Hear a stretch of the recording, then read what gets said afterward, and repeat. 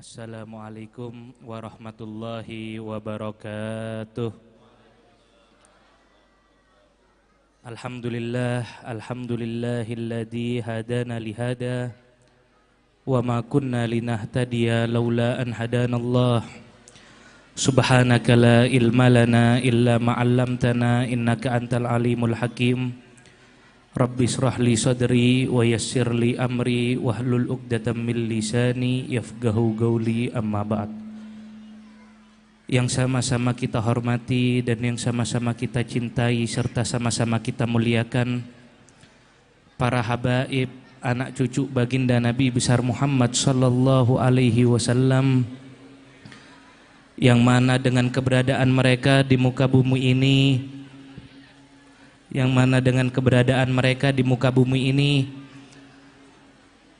telah menunjukkan kepada kita semua bahwasannya mukjizat Nabi besar Muhammad sallallahu alaihi wasallam sampai sekarang masih ada.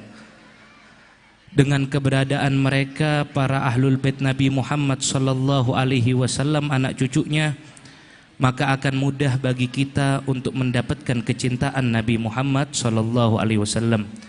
Dengan adanya mereka, para ahlul baitnya Nabi Muhammad sallallahu alaihi wasallam, maka akan mudah bagi kita untuk bisa memandang wajah Nabi Muhammad sallallahu alaihi wasallam, karena merekalah adalah para ahlul bait, anak cucu Nabi besar Muhammad sallallahu alaihi wasallam, yang mana di dalam diri mereka ada darah Nabi besar Muhammad sallallahu alaihi wasallam.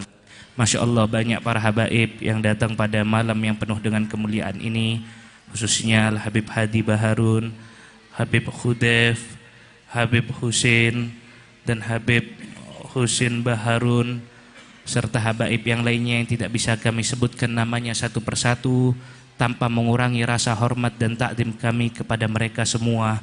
Semoga Allah Subhanahu wa taala senantiasa memanjangkan umur beliau, disehatkan badan beliau dan dikabulkan segala hajat beliau. Amin amin ya rabbal alamin. Dan juga tidak lupa kepada para alim ulama, pelanjut lisan Nabi Muhammad sallallahu alaihi wasallam, kepada para kiai, khususnya yang sama-sama kita cintai, Kiai Faisal bin Kiai Ahmad Badawi, yang mana dengan keberadaan beliau di sini insya Allah akan mendapatkan kita semua ilmunya Nabi besar Muhammad sallallahu alaihi wasallam.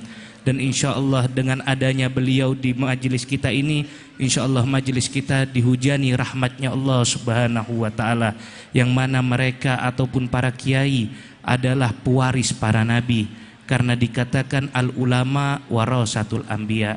Semoga dengan hadirnya Kiai Faisal di tengah-tengah kita ini bisa menjadikan jalan bagi kita semua untuk dituntun ke hadapan Nabi besar Muhammad sallallahu alaihi wasallam. Amin amin ya rabbal alamin. Begitu juga para asatidah dan para alim ulama yang lainnya yang tidak bisa kami sebutkan namanya satu persatu, namun tanpa mengurangi rasa hormat dan takdim kami kepada beliau-beliau semua.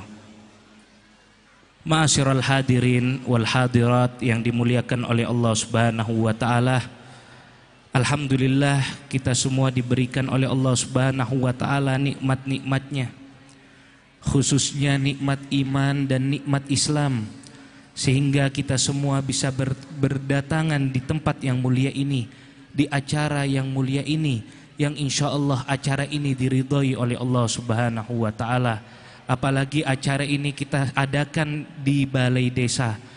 Masya Allah, kepala desa kita Bapak Tomo yang sama-sama kita hormati, beliau memfasilitasi tempat ini, yang mana tempat ini dipakai untuk kepemerintahan. Akan tetapi beliau ingin menunjukkan kepada kita bahwasannya tempat ini juga bisa dijadikan tempat ilmunya baginda Nabi besar Muhammad sallallahu alaihi wasallam.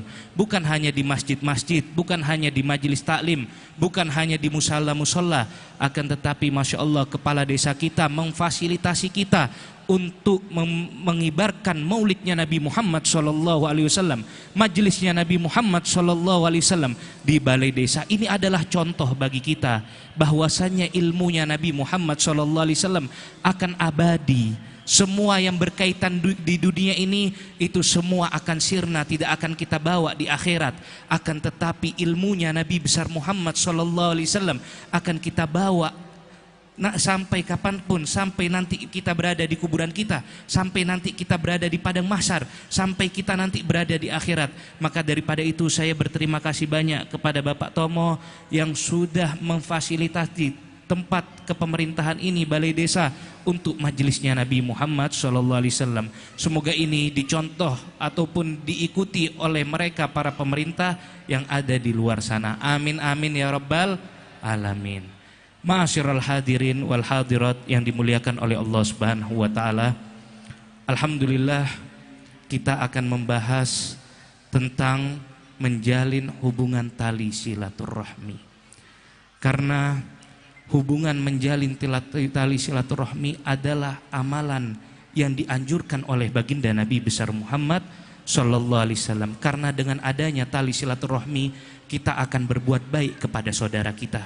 Karena dengan adanya hubungan yang baik dengan saudara kita, kita bisa mengibarkan sunnahnya Nabi besar Muhammad sallallahu alaihi wasallam. Karena Nabi Muhammad sallallahu alaihi wasallam telah bersabda, "Innamal mu'minuna ikhwah." Sesungguhnya orang yang beriman kepada Allah Subhanahu wa taala mereka adalah saudara. Bahkan dikatakan lagi al-muslim akhul muslim. Sesungguhnya orang muslim kepada yang muslim yang lain itu adalah saudara. Kita semua adalah saudara. Maka daripada itu dianjurkan kita semua oleh Nabi besar Muhammad SAW untuk menjaga hubungan yang baik kepada saudara kita, kepada keluarga kita, khususnya kepada orang tua kita yang mana mereka adalah orang tua yang paling berhak untuk mendapatkan kebaikan kita, yang mana kita dikandungnya, yang mana kita dijaganya, yang mana kita dirawatnya. Kita harus memberikan hubungan yang paling baik kepada keluarga kita, khususnya orang tua kita, khususnya saudara-saudara kita, khususnya keluarga kita, dan khususnya mereka juga semua kaum muslimin yang dicintai oleh Allah Subhanahu wa taala. Karena ini adalah sesuatu yang dipesan-pesan oleh Allah Subhanahu wa taala oleh Nabi besar Muhammad sallallahu alaihi wasallam. Karena ancaman daripada seseorang yang memutus tali silaturahmi sangatlah berbahaya.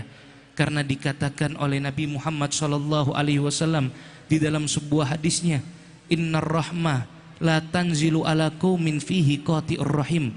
Sesungguhnya rahmatnya Allah Subhanahu wa taala tidak akan turun kepada satu kaum yang mana di dalamnya ada satu orang yang memutuskan tali silaturahmi. Rahmatnya Allah tidak akan turun kepada kita kalau kita tidak berbuat baik, tidak bersilaturahmi, menjalin hubungan kepada saudara kita dengan baik.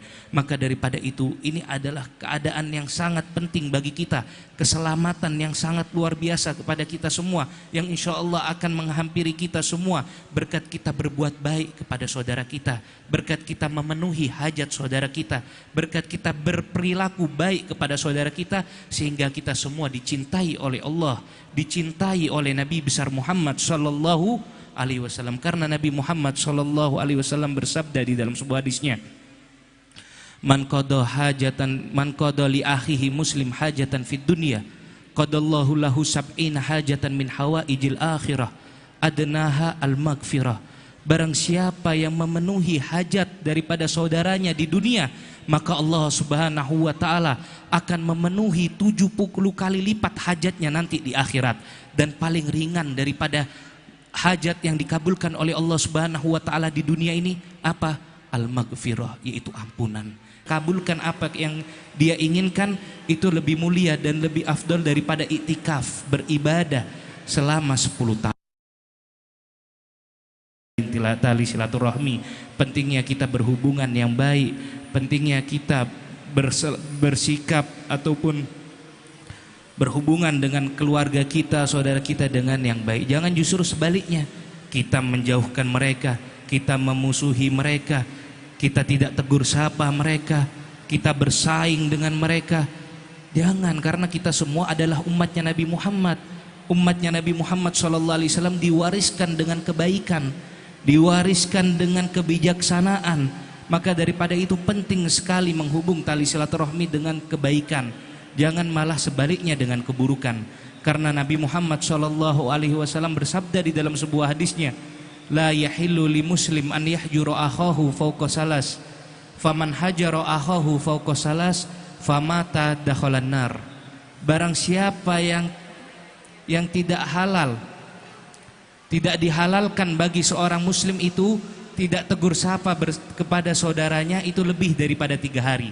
Barang siapa yang tidak tegur sapa kepada saudaranya lebih daripada 3 hari, kemudian dia meninggal dunia, maka sesungguhnya dia meninggal dalam keadaan dia masuk nerakanya Allah Subhanahu wa ta'ala. Maka daripada itu merugi kalau kita sampai bermusuhan, sampai memutus tali silaturahmi, sampai bahkan tidak bersapaan aja sampai 3 hari, itu dikatakan akan tatkala dia meninggal akan masuk ke nerakanya Allah Subhanahu wa ta'ala. Maka daripada itu eman bagi kita semua pejuang daripada pejuangnya Nabi Muhammad SAW. Kita insya Allah bisa menjalin tali silaturahmi dengan sesuai dengan ajaran Nabi Muhammad SAW, sehingga kita semua insya Allah orang-orang yang diharap oleh Nabi Muhammad dengan kebaikannya, orang-orang yang diharap oleh Nabi Muhammad dengan keikhlasannya untuk menunaikan syariat-syariatnya Nabi Muhammad SAW. Karena Nabi Muhammad SAW berkata lagi di dalam sebuah hadisnya, man hajara akhahu sana fahuwa kasafi qidamihi. Barang siapa yang tidak menegur sapa saudaranya 1 tahun, maka seakan-akan dia telah membunuh saudaranya. Na'udzubillahi min dalik. Maka daripada itu rugi kalau kita tidak berbuat baik. Biarin kita dicaci, orang mau caci maki kita biarin, yang penting kita tidak mencaci maki orang. Biarin orang lain mau berbohong kepada kita, yang penting kita tidak berbohong kepada orang lain. Biarin orang lain mau memfitnah kita, yang penting kita tidak memfitnah orang lain. Biarin orang lain mendolimi kita, akan tapi kita tidak dolim kepada orang lain. Itu yang diwariskan oleh para habaib, para ulama, para kiai, dan khususnya Nabi Muhammad SAW. Bagaimana kita lihat Nabi Muhammad SAW? Beliau difitnah, dicaci, dimaki, bahkan mau dibunuh, dihina, dihinakan, dilempari kotoran. Apa yang dilakukan oleh beliau? Beliau tersenyum, beliau mendatanginya tatkala dia sakit, beliau memenuhi hajatnya, beliau memberikan kebaikan kepadanya, beliau memfasilitasi dengan kebaikan, kejelekan malah dibalas dengan kebaikan. Ini hubungan yang baik daripada Nabi besar Muhammad SAW. Keburukan dibalas kebaikan. Akan tapi lihat apa yang dilakukan seseorang tersebut, dia malu, kemudian dia masuk dan menganut agamanya Allah Subhanahu wa ta'ala, ikut kepada Nabi Muhammad SAW. Tapi beda dengan kita. Kita dihina, dicaci, dimaki, akan tapi kita malah sebaliknya, malah kita tidak terima, kita malah memarahinya, kita malah menghajarnya, kita malah memfitnahnya. Jangan, biarkan mereka yang rugi, kita mendapatkan ganjaran besar nanti di akhirat. Biarkan mereka yang rugi di akhirat, akan tapi kita nikmat nanti di akhirat. Biarkan mereka tidak kumpul sama Rasulullah, tapi kita nanti kumpul bersama Nabi Muhammad SAW. Insya Allah pemuda-pemuda raci semua yang hadir di sini, insya Allah dikumpulkan oleh Nabi Muhammad SAW. Berkat apa? Berkat menjalin tali silaturahmi. Sebagaimana kita lihat ada suatu kisah, yaitu yang bernama Raja Abraha, yang mana Raja Abraha ini dengan kekehnya, dengan keinginannya yang sangat kejam, ingin menghancurkan Ka'bah.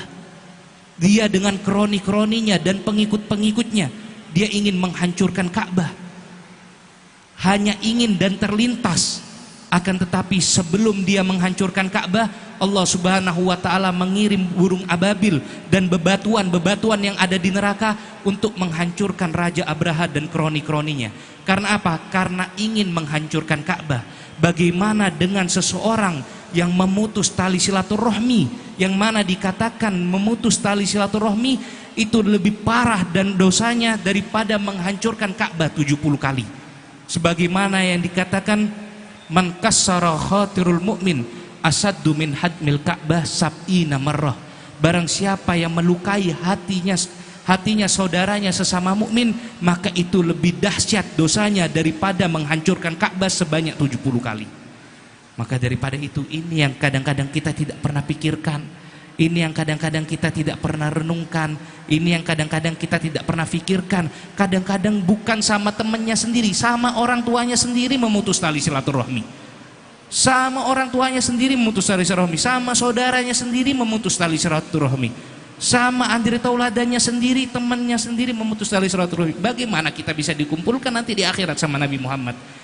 Oh, sedangkan orang tua kita putus tali silaturahmi, saudara kita putus tali silaturahmi, bukan teman, orang tua pun kita putus tali silaturahmi. Na'udzubillahi min dalik. Insyaallah yang hadir di sini anak-anak Majelis Darus Sholihin Al Mubarak, insyaallah amal-amalnya semua baik di hadapannya Allah Subhanahu wa taala, dan insyaallah kita semua insyaallah bisa dikumpulkan oleh Nabi Muhammad sallallahu alaihi wasallam berkat kita menjalani tali silaturahmi. Karena ada sebuah kisah yang dikisahkan oleh Sayyid Alawi bin Abbas Al-Maliki tentang seseorang yang memiliki ilmu yang sangat luar biasa, yang mana seseorang ini dia bersama istri dan saudara perempuannya dari suatu daerah ingin pergi hijrah ke Saudi Arabia, ingin menuntut ilmu di Masjidil Haram. Seorang alim yang memiliki ilmu di tingkatnya Allah Subhanahu wa taala yang sangat tinggi, akan tapi dia ingin pindah ke Saudi Arabia untuk menuntut ilmu bersama istri dan saudaranya. Akan tetapi tatkala sudah datang di tempat tersebut, apa yang terjadi? Istrinya menfitnah di antara suami dan saudara perempuannya, sehingga suaminya dengan saudara perempuannya terputuslah tali silaturahmi, terputuslah hubungan baiknya antara saudara dan suaminya tersebut. Sehingga apa yang terjadi? Tatkala beberapa waktu berselang, suaminya ini meninggal dunia. Tatkala dia sudah meninggal, Sayyid Alawi bin Abbas Al-Maliki itu melihat suaminya ini yang memutus tali silaturahmi dengan adiknya karena fitnahnya seorang istrinya. Dia melihat di dalam mimpinya ini dia berada di atas kursi yang terbuat dari permata, yang mana kursi itu penuh dengan sinar, dan dia berada di dalam surganya Allah Subhanahu wa taala. Akan tetapi apa yang menimpanya dia di dalam surganya Allah Subhanahu wa taala?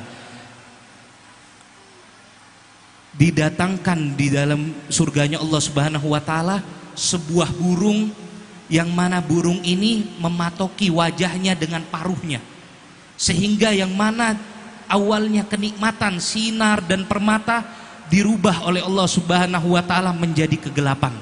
Yang awalnya di dalam surga itu penuh dengan kenikmatan berubah menjadi adab yang pedih, sehingga Sayyid Alawi bertanya kepadanya, apa yang tertimpa denganmu? Iya wahai Sayyid Alawi, aku tatkala di dunia aku adalah orang alim yang melaksanakan semua amal-amal yang diperintahkan oleh Allah.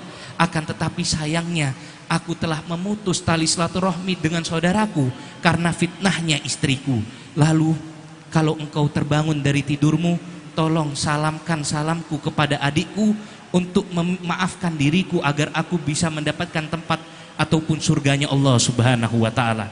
Akan tetapi tatkala Sayyid Alawi bangun daripada tidurnya, dia mencari adiknya itu yang diputuskan tali silaturahminya, dan dia berkata, kalau saudaramu di dalam nerakanya, di dalam surganya Allah itu disiksa, tolong maafkan agar dia bisa mendapatkan kenikmatan. Apa yang dikatakan oleh saudaranya? Wahai Sayyid Alawi, dia adalah seseorang yang keji, dia telah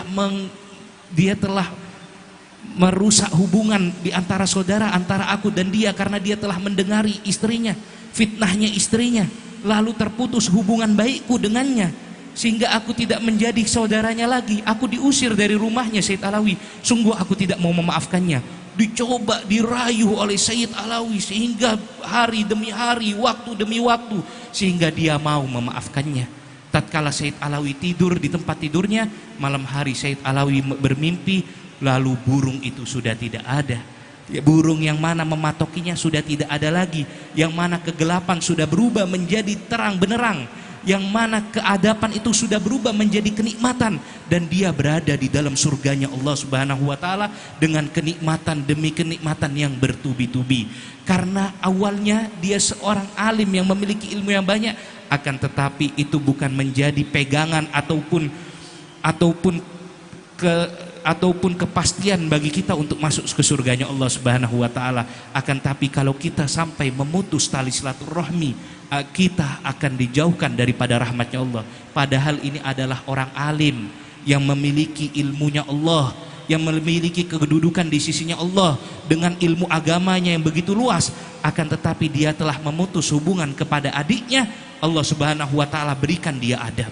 Maka daripada itu insya Allah ashab ataupun anak-anak Majelis Darus Sholihin Al Mubarak insya Allah bisa menjadi ulama yang baik, ulama yang insya Allah tidak jauh daripada rahmatnya Allah, yang bisa menjalin hubungan dengan saudaranya, dengan orang tuanya, dengan saudara mukminnya dengan baik. Dan insya Allah kita semua dikumpulkan oleh Nabi Muhammad SAW, dikumpulkan dengan para habaib, para kiai fid dunya wa fil akhirah biberkati Nabi Muhammad SAW. Amin amin ya rabbal alamin. Mungkin hanya ini yang bisa kami sampaikan, kurang lebihnya kami mohon maaf. Wabillahi taufiq wal hidayah wal ridha wal inayah. Assalamualaikum warahmatullahi wabarakatuh.